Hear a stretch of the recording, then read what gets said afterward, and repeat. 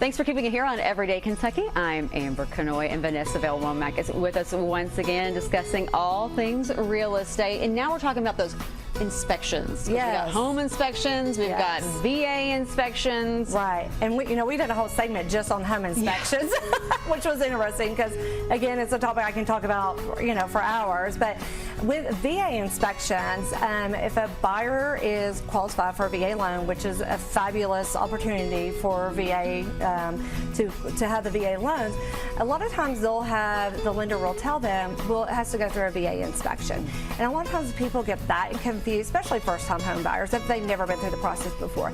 They get that confused with a VA inspection with a home inspection, and they're two completely different things. So the contract, if it's a VA contract, it will be sent into the appraisal system for a VA appraisal to be done on it. So a VA appraisal is different than a conventional or FHA appraisal. So certain appraisers only do VA appraisals. And so when they come out, they are the ones who technically are looking for certain items of what they would call the VA inspection to report back to the lender.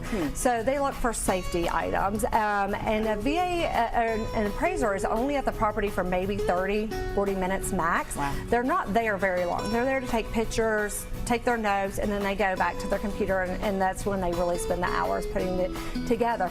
But it's really important to know that when they say VA inspection, they're only looking for certain things, and they're only at the property for, like I said, 30, 40 minutes. A home inspector is going to be at the property for at least 2.5, 3 hours, maybe 4 hours, depending on the property. So they're getting very detailed into looking at things that the appraiser is not going to see. So yes, it is important to know that there are certain, if the VA appraiser flags certain things for a VA inspection, that those items will be required to be fixed before we can close on it.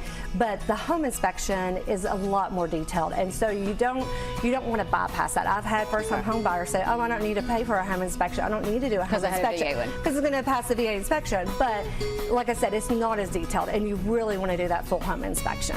All right. Of course, if people have questions, I'm sure they probably do. Yeah, absolutely. 859-806-8253, and you can connect with me at vanessavale.com.